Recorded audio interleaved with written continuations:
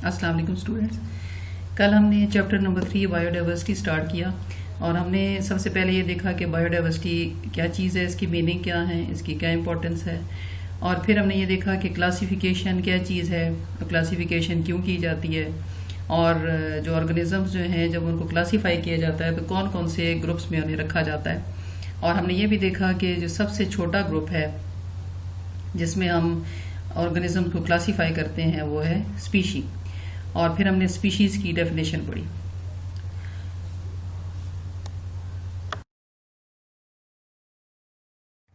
جی students, آج ہم دیکھیں گے کہ کلاسیفیکیشن میں کون کون سے سائنٹسٹ نے ہیلپ کی. سب سے پہلے جو سائنٹسٹ تھے, بلکہ وہ ایک گریک فلاسفر تھے, ان کا نام تھا ایرسٹوٹل. انہوں نے کیا کیا کہ انہوں نے سب لیونگ آرگنزمس کو 2 گروپس میں ڈیوائڈ کیا, یعنی بیسکلی انہوں نے پلانٹس اور اینیملس کو الگ الگ گروپس میں ڈیوائڈ کر دیا. اور ایک گروپ کا نام انہوں نے رکھا پلانٹی, جس میں سب پلانٹس تھے, اور دوسرے کا نام تھا اینیمیلیا. سیکنڈ نمبر پہ جو سائنٹسٹ آتے ہیں 700s میں, ابو عثمان عمر الجاہز.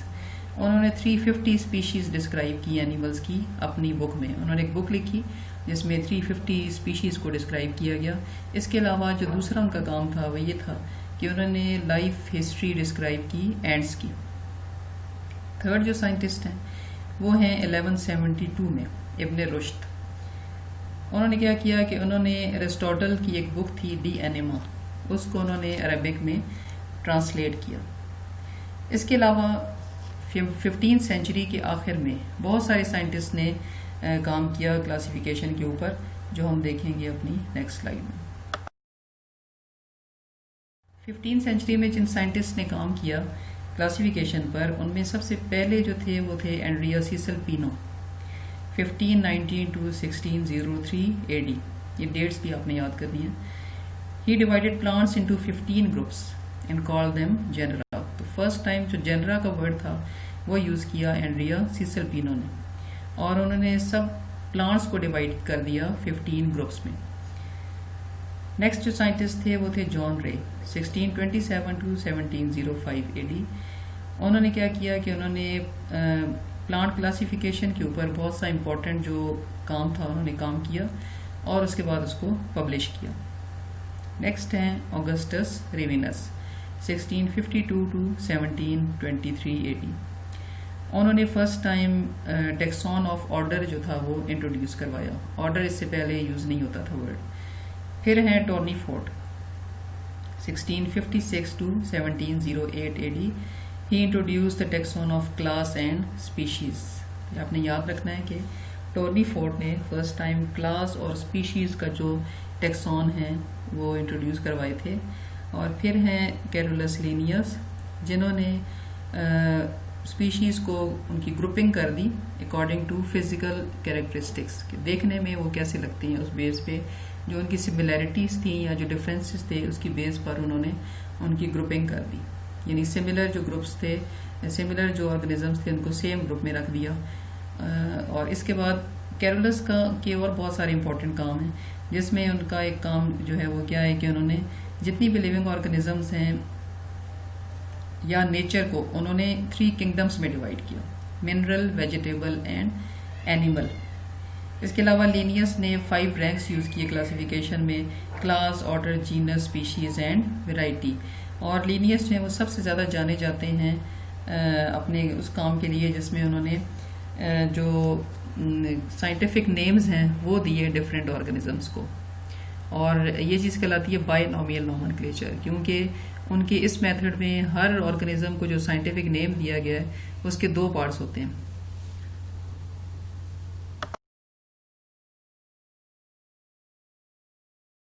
جی اسٹوڈینٹس, جو سب سے پہلے کنگڈم سسٹم بنایا گیا وہ تھا 2 کنگڈم سسٹم. تو جیسے اس کے نام سے آپ کو پتہ چل رہا ہے کہ اس میں جتنے بھی لیونگ آرگنزمس ہیں ان کو 2 کنگڈمس میں ڈیوائڈ کیا گیا, یعنی 2 بڑے گروپس تھے جنہیں کنگڈمس کا نام دیا گیا, اور سارے لیونگ آرگنزمس کو ان 2 کنگڈمس میں ڈیوائڈ کر دیا گیا. تو پلانٹس کو جو تھا وہ پلانٹی میں ڈال دیا گیا اور اینیملس کو اینیمیلیا میں. یہ بالکل ویسے ہی ہے جیسے ایرسٹوٹل نے کام کیا تھا. اور یہ گروپنگ جو تھی کس بیس پہ کی گئی کہ جو بھی آرگنزمس جو تھے جو سمپل ان آرگینک مٹیریلز کو یوز کر کے اور انرجی کو سٹور کرتے ہیں اپنے اندر، انہوں نے نام دیا کہ وہ آٹوٹرافس ہیں، یعنی وہ اپنی فوڈ خود بناتے ہیں. انہوں نے ان کو رکھ دیا کنگڈم پلانٹی میں.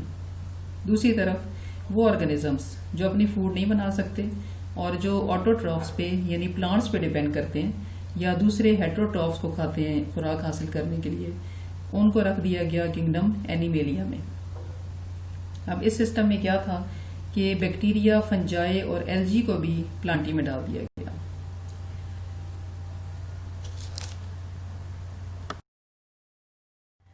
اس سسٹم کے اوپر سائنٹسٹ نے بہت سارے اعتراضات کیے. ان میں سے ایک اعتراض یہ تھا کہ کچھ اینیملز ایسے ہیں کہ جن میں پلانٹ لائک کیریکٹرسٹکس بھی ہیں اور اینیمل لائک بھی، تو انہیں پلانٹی میں رکھ دیا گیا.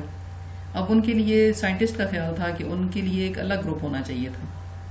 فار ایگزامپل یوگلینا جو ہے وہ سم ٹائمز بیہیو کرتا ہے لائک پلانٹس، کیونکہ اس میں کلوروفل پریزنٹ ہے، وہ اپنی فوڈ خود بناتا ہے.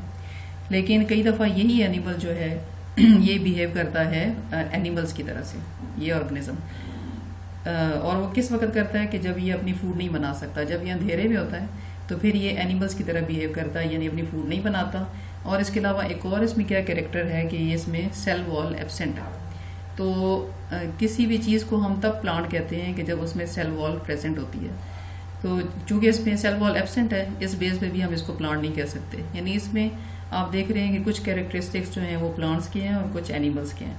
تو سائنٹسٹ نے اعتراض کیا کہ اس طرح کے جو آرگنزمز ہیں ان کے لیے ایک الگ کنگڈم ہونی چاہیے تھی. اس کے علاوہ دوسرا اعتراض کیا کیا گیا کہ اس میں کوئی ڈفرنس نہیں رکھا گیا پرو کیریوٹس اور یو کیریوٹس کے درمیان. حالانکہ سائنٹسٹ کا خیال تھا کہ ان کے لیے بھی ایک الگ کنگڈم ہونی چاہیے تھی، پرو کیریوٹس کو الگ رکھنا چاہیے تھا اور یو کیریوٹس کو الگ گروپ میں ہونا چاہیے تھا. تو اس چیز کا بھی اس گروپ میں، اس کنگڈم میں، سسٹم میں کوئی خیال نہیں کیا گیا.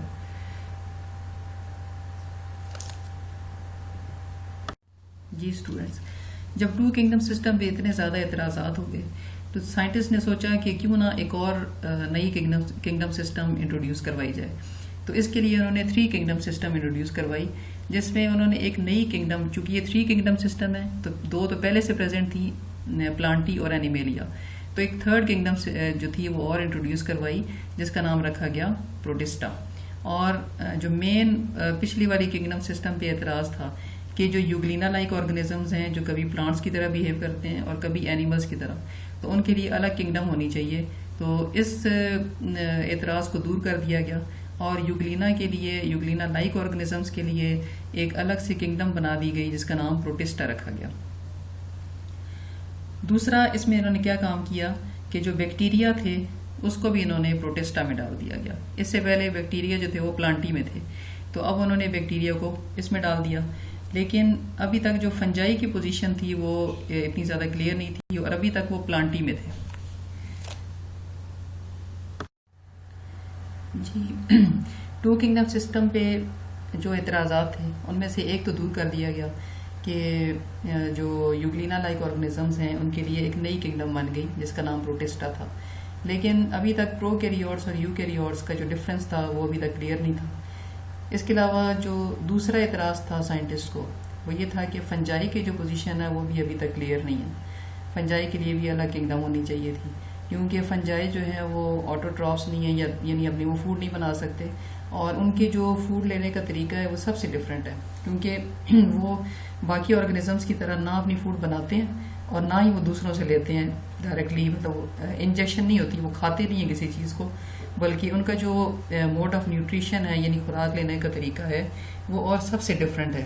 وہ اس طرح سے کہ وہ پہلے اپنی خوراک کو باڈی کے باہر ہی ڈائجسٹ کرتے ہیں اور اس کے بعد اس کو ایبزارب کر لیتے ہیں. تو یہ جو میتھڈ ہے یہ ایبزارپشن کہلاتا ہے. اور اس کے علاوہ جو دوسری ان میں چیز پلانٹس سے ڈفرینٹ ہے کہ پلانٹس کی جو سیل وال ہوتی ہے اس کے اندر سیلولوز ہوتی ہے، جو کہ ان میں نہیں ہے، بلکہ ان میں سیلولوز کی جگہ ان کے اندر کائٹن پائی جاتی ہے. تو اس بیس پہ بھی یہ پلانٹ سے ڈفرینٹ ہیں، اس کے باوجود بھی انہیں پلانٹی میں رکھا گیا تھا.